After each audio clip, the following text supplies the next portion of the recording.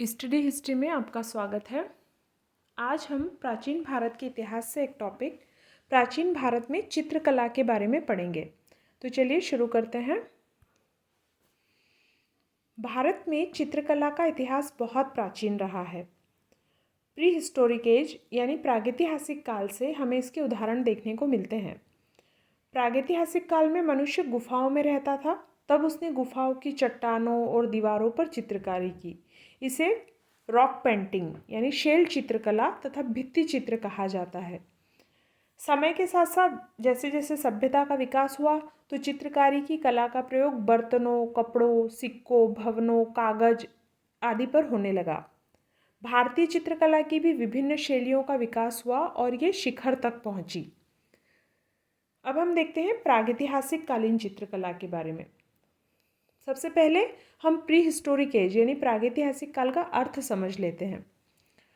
तो इसका अर्थ है इतिहास का ऐसा समय जिसका कोई लिखित साक्ष्य प्राप्त नहीं होता है, यानी इस समय लेखन कला का विकास नहीं हुआ था और इस काल की जानकारी हमें पुरातात्विक स्रोतों से मिलती है। इसे 3 भागों में विभाजित किया गया है। पुरापाषाण काल यानी पैलियोलिथिक एज, मध्य पाषाण काल मेसोलिथिक एज और नवपाषाण काल यानी नियोलिथिक एज।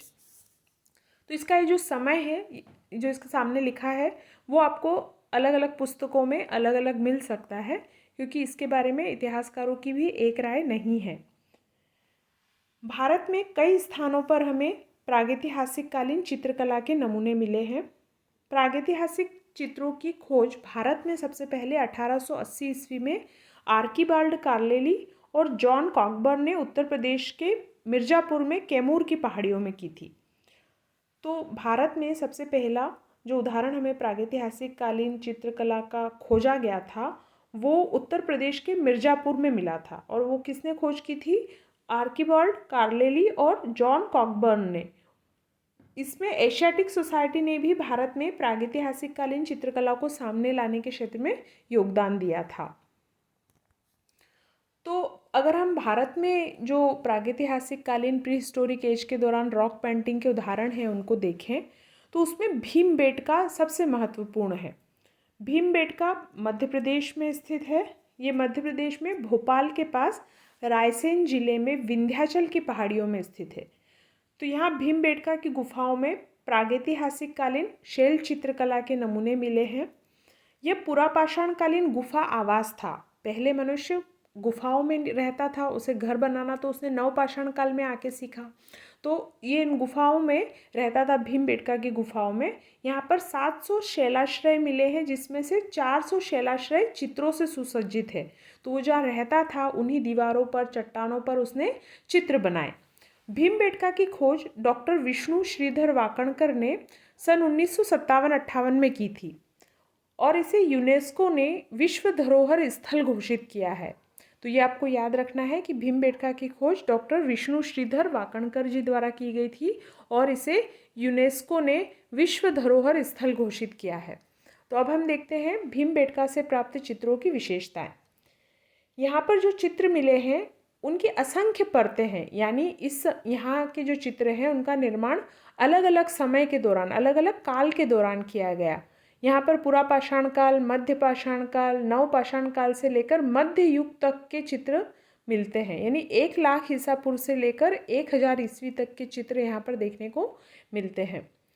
यहाँ जो चित्र मिले हैं उसमें नृत्य, आखेट, दैनिक क्रियाकलाप, पशु पक्षी, युद्ध से जुड़े हुए चित्र हैं। कुछ जादू टोना और धार्मिक संकेतों के चित्र भी मिले हैं। तो यहाँ जो चित्र हैं वो नृत्य के, यानी समूह में नृत्य कर रहे हैं लोग, आखेट यानी शिकार करते हुए चित्र हैं। फिर कुछ शिकार के हथियार, युद्ध करते हुए, तो वहाँ पर हथियार हैं जैसे भाले हैं, धनुष बाण हैं। तो इस तरह के चित्र यहाँ पर देखने को मिलते हैं। ज़्यादा संख्या इन चित्रों में है मध्य पाषाण काल के चित्रों की। इन चित्रों को बनाने में लाल रंग, गेरुआ रंग, सफ़ेद और कहीं कहीं पीले और हरे खनिज रंगों का प्रयोग किया गया है। तो जो प्राकृतिक रंग थे उनका प्रयोग करके भीमबेटका में चित्र बनाए गए थे। भीमबेटका के अतिरिक्त भी मध्य प्रदेश में बहुत सारे उदाहरण देखने को मिलते हैं हमें। प्रागैतिहासिक कालीन चित्रकला के, जैसे होशंगाबाद के पास आदमगढ़ से प्रागैतिहासिक कालीन चित्र मिले हैं। यहाँ पे मनुष्यों और जानवरों के चित्र मिले हैं। फिर मध्य प्रदेश के ही पचमढ़ी में महादेव पर्वत की श्रेणियों से 50 गुफा चित्र मिले हैं। यहाँ पे भी आखेट और दैनिक जीवन से संबंधित क्रियाओं के चित्र मिलते हैं। फिर छत्तीसगढ़ के रायगढ़ में सिंघनपुर, कबरा पहाड़ी और खेतपुर आदि स्थानों से प्रागैतिहासिक कालीन चित्रकला के नमूने मिलते हैं। यहाँ पर पशुओं और मानवों की आकृतियाँ और कृषि कार्य करते हुए चित्र मिलते हैं। उत्तर प्रदेश के मिर्ज़ापुर में पहाड़ी अंचल से प्रागैतिहासिक चित्रकला के नमूने मिलते हैं। यहाँ से पशु पक्षी भाले से सांभर का शिकार करते हुए दृश्य, बारहसिंगा और जंगली सूअर का शिकार करते हुए दृश्य, ये सब चित्र मिलते हैं। उत्तर प्रदेश के माणिकपुर में, जो कि बांदा जिले में स्थित है, वहाँ से गेरू से बने हुए चित्र मिले हैं और इनका मुख्य विषय भी शिकार है। राजस्थान के कालीबंगा में गुफाओं से प्रागैतिहासिक कालीन चित्र मिले हैं। ये गुफाएं 40 किलोमीटर क्षेत्र में फैली है। यहाँ मनुष्य, पशु और शिकार के चित्र हैं। तो इनका समय 6000 ईसा पूर्व से 3000 ईसा पूर्व तक का माना जाता है। तो ज़्यादातर जो चित्र हैं वो या तो वहाँ पर नृत्य करते हुए, शिकार करते हुए, यही चित्र हमें मिलते हैं प्रागैतिहासिक काल के, क्योंकि मनुष्य गुफाओं में रहता था और उस समय वो शिकार करके ही अपना भोजन प्राप्त करता था। तो उसके जो दैनिक जनजीवन की जो घटनाएं हैं उसी को उन्होंने उन दीवालों पर, चट्टानों पर चित्रित किया था। ऐसे ही राजस्थान के अल्निया घाटी में गेरू से बने जानवरों तथा आखेट के चित्र मिलते हैं। उत्तराखंड में गढ़वाल कुमायूं क्षेत्र से भी हमें प्री हिस्टोरिक एज की रॉक पेंटिंग्स मिलती है, जैसे अल्मोड़ा के लखुदियार और चमोली के दलबंद से प्रागैतिहासिक कालीन चित्र मिले हैं। यहाँ से मानव चित्र और नृत्य करते हुए चित्र मिलते हैं। बिहार के शाहाबाद से भी हमें चित्र प्राप्त हुए हैं।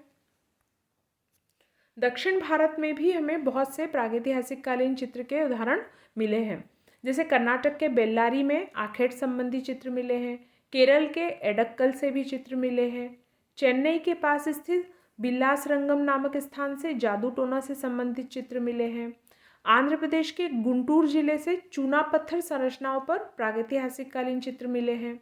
इसके अलावा कुर्नूल, बेटमचार्ला, तिरुपति, वारंगल, काजीपेट, इन स्थानों से भी हमें चित्र प्राप्त होते हैं। तो हम देखते हैं कि लगभग पूरे भारत से हमें प्री हिस्टोरिक एज में की रॉक पेंटिंग्स देखने को मिलती है, जो कि एक बहुत महत्वपूर्ण नमूने हैं प्रागैतिहासिक कालीन चित्रकला के। अब हम देखते हैं हड़प्पा कालीन चित्रकला। हड़प्पा सभ्यता एक नगरीय सभ्यता थी और इसके जो विभिन्न स्थान थे, जब उनका उत्खनन किया गया, वहाँ से खिलौने, मुहरे, बर्तनों आदि पर चित्रकला के नमूने मिले हैं। तो बहुत सी सामग्री हमें उत्खनन में मिली है हड़प्पा सभ्यता से। तो वहाँ से जो खिलौने मिले हैं, मुहरे, बर्तन वगैरह मिले हैं, उन पर चित्रकारी की गई है। बर्तनों पर मुख्यतः लाल रंग चढ़ाया गया है और उस पर काले रंग से चित्रकारी की गई है। तो पकी हुई मिट्टी होती थी, बर्तन पके हुए होते थे और उस पर उन्होंने रंग करके फिर चित्रकारी की गई थी। इन चित्रों में ज्यामितीय आकृतियों के अलावा मानव, पशु पक्षी, वनस्पतियों आदि के चित्र बनाए गए हैं। तो हड़प्पा काल से भी हमें चित्रकला के नमूने मिलते हैं। हड़प्पा सभ्यता का जब पतन हो गया, उसके बाद चित्रकला के विकास में कमी आई। वैदिक काल और महाजनपद काल में हमें चित्रकला के उदाहरण नहीं मिलते हैं।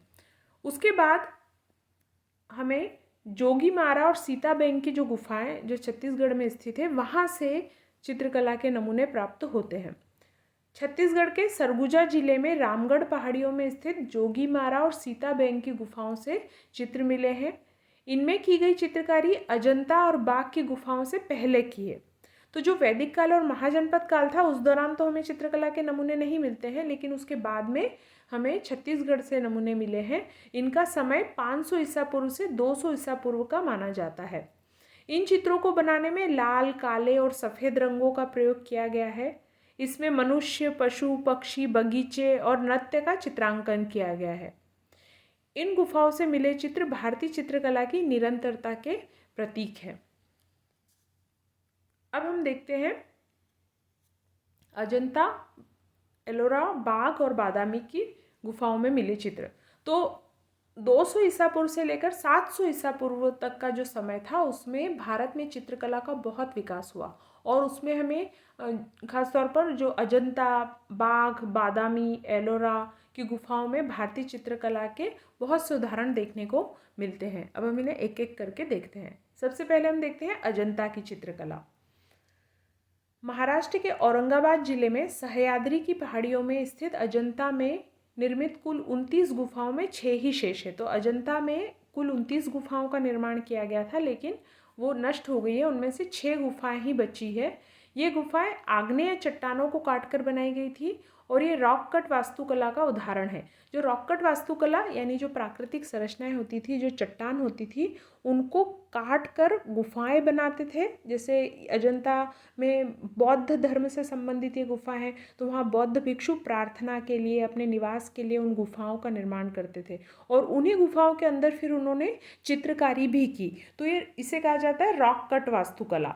तो भारत में हमें रॉक कट वास्तुकला के बहुत सारे उदाहरण मिलते हैं, जिसमें राजाओं ने भी बहुत सारी गुफाओं का निर्माण करवाया था। तो अजंता भी रॉक कट वास्तुकला का ही एक उदाहरण है। इसका समय 200 ईसा पूर्व से 700 ईसा पूर्व तक का है। गुफाओं की दीवारों और छतों पर चित्र बनाए गए हैं। अजंता के चित्र तकनीकी दृष्टि से विश्व में प्रथम स्थान रखते हैं। इन चित्रों में गहरे, चमकदार गुलाबी, भूरे, सिंदूरी, हरे आदि रंगों का प्रयोग किया गया है, और अभी भी ये रंग सुरक्षित हैं। इन चित्रों में अनेक प्रकार के फूल, पत्तियों, वृक्षों, पशु आकृतियों से सजावट का काम किया गया है। साथ बुद्ध और बोधिसत्वों की प्रतिमाओं का चित्रण है, जातक कथाओं का चित्रण किया गया है।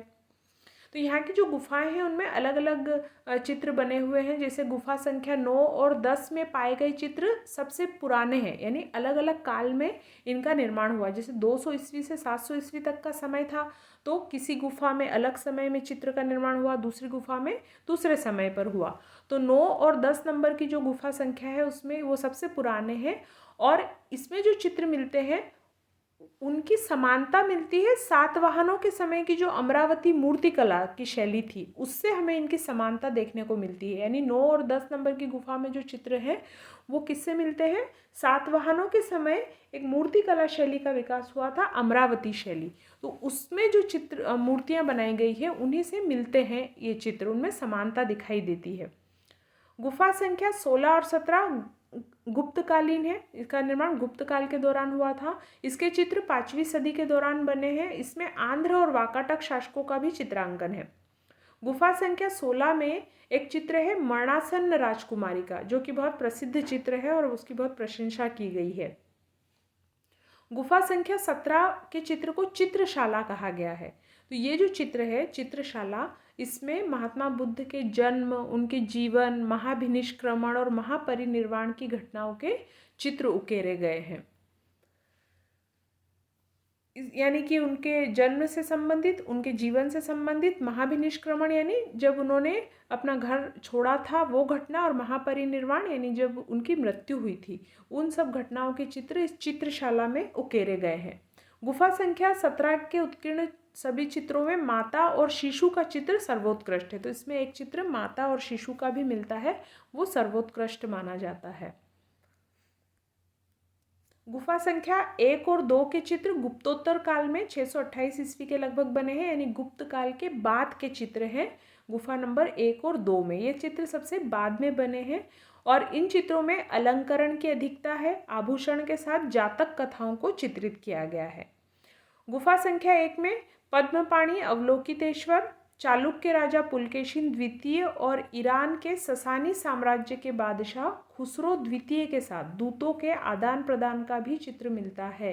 यानी इसमें जो पद्मपाणि अवलोकितेश्वर के साथ साथ, यानी जो महात्मा बुद्ध के अवतार के साथ साथ हमें चालुक्य राजा पुलकेशिन द्वितीय का चित्र मिलता है। किसके साथ? ईरान के उस समय के ससानी साम्राज्य के बादशाह खुसरो द्वितीय के साथ दूतों का आदान प्रदान, यानी जो एक के से दूसरे राज्य में दूत भेजे जाते थे ना उस समय, तो उसके आदान प्रदान का चित्र भी यहाँ पर बनाया गया है। अजंता की गुफाएं बौद्ध धर्म की महायान शाखा से संबंधित है। तो ये थी अजंता की गुफा के चित्र। अब हम देखते हैं बाघ की गुफा की चित्रकला। बाघ की गुफा मध्य प्रदेश के धार जिले की कुक्षी तहसील में स्थित है। यहाँ कुल 9 गुफाएं मिली है और ये विंध्याचल पर्वत में स्थित है। विंध्याचल पर्वत को काट कर इनका निर्माण किया गया है।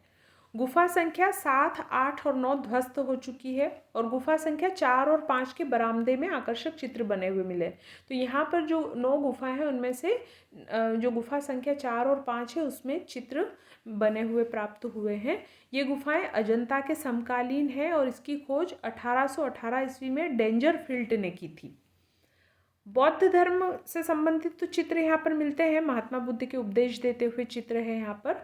उसके अतिरिक्त यहाँ पर मनुष्य के लौकिक जीवन से संबंधित काफ़ी चित्र मिलते हैं और ये एक महत्वपूर्ण ऐतिहासिक जानकारी का स्रोत भी है कि लौकिक जीवन यानी आम जनता से संबंधित जनजीवन के चित्रण यहाँ पर किया गया था। इन चित्रों में जैसे संगीत, नृत्य, ये जो चित्र है सबसे आकर्षक है और इन चित्रों को बनाने में पीले, नीले, लाल आदि रंगों का प्रयोग मिलता है। तो बाकी गुफाओं में लोक जनजीवन से संबंधित चित्र हमें देखने को मिलते हैं। तो ये भी एक महत्वपूर्ण उदाहरण है रॉक पेंटिंग का। अब हम देखते हैं बादामी चित्रकला। उत्तरी कर्नाटक में स्थित मलप्रभा नदी घाटी में बादामी में स्थित गुफा मंदिर से ब्राह्मण धर्म और जैन धर्म से संबंधित चित्रकला मिली है। बादामी का प्राचीन नाम वातापी था और ये बादामी जो थी वो चालुक्य शासकों की आरंभिक राजधानी होती थी। तो ये गुफाएं भी रॉक कट वास्तुकला का उदाहरण है। इसका समय 6ठी शताब्दी का माना जाता है और इसका निर्माण चालुक्य राजा मंगलेश ने करवाया था। इन गुफाओं में ब्राह्मण और जैन धर्म से संबंधित मूर्तियां और चित्र मिलते हैं। बादामी की चित्रकला में चित्र बनाने का तरीका अजंता और बाघ की गुफाओं के चित्रों से मिलता जुलता है। तो बहुत ही अच्छी उत्कृष्ट कोटि की कला यहाँ पर भी देखने को मिलती है। अब हम देखते हैं एलोरा की चित्रकला। यह अजंता की गुफाओं से 9 किलोमीटर की दूरी पर स्थित है। यहाँ से प्राप्त चित्रों का समय 300 ईस्वी से 1000 ईस्वी तक का माना जाता है। यहाँ के चित्र ब्राह्मण, जैन और बौद्ध धर्मों से जुड़े हुए हैं, यानी तीनों धर्मों के चित्र हमें एलोरा में देखने को मिलते हैं। यहाँ से कैलाश, लंकेश्वर, इंद्र सभा और गणेश के चित्र मिलते हैं। यहाँ के चित्रों में अजंता की तुलना में कला कौशल में कमी दिखाई देती है, यानी जो एक स्तर था अजंता के चित्रों का उतना ऊंचा स्तर यहाँ पर नहीं मिलता है। यहाँ के कला कौशल में थोड़ी कमी दिखाई देती है। गुफा संख्या 32 में उड़ती हुई आकृतियां और बादलों के दृश्यों के चित्र बहुत सुंदर हैं। अब हम देखते हैं सित्तनवासल की कला। तमिलनाडु के पुदुकोट्टई जिले में सित्तनवासल की गुफाओं में स्थित मंदिरों की दीवारों पर 9वीं सदी के चित्र मिले हैं। ये गुफाएं सिद्ध संप्रदाय, शैव और जैन धर्म से जुड़ी हुई रही है, लेकिन यहाँ पर जो चित्र मिले हैं वो मुख्यतः जैन धर्म से संबंधित है। जैन धर्म के विषय और प्रतीकों से संबंधित चित्रों का यहाँ पर निर्माण किया गया है सित्तनवासल गुफाओं में। यहाँ के मंदिर की छत पर एक सघन कमल वन का चित्रांकन किया गया है। यहाँ से प्राप्त पांड्य राजा रानी और नर्तकी के चित्र काफ़ी प्रसिद्ध हैं। तो भारत में हमें प्रागैतिहासिक कालीन चित्रकला के और उसके बाद में अजंता, एलोरा, बौद्धकालीन जो चित्रकलाएं हैं, अजंता, बाघ की गुफा, एलोरा और आपकी बादामी, सित्तवासन, ये बहुत महत्वपूर्ण जगह है जहाँ से हमें भारत में प्राचीन काल में चित्रकला के उदाहरण देखने को मिलते हैं। तो भारत में चित्रकला एक विश्व स्तरीय रही है, काफ़ी प्रसिद्ध है, विश्व प्रसिद्ध अजंता के चित्र, बाघ के चित्र, ये तो इन्हें देखने के लिए कई विदेशी लोग भी अभी तक आते हैं। तो इतिहासकारों ने भी इन चित्रों की बहुत प्रशंसा की है। तो भारत में चित्रकला का प्राचीन काल में हमें काफ़ी विकास दिखने को मिलता है। तो इस टॉपिक में इतना ही। Thank you.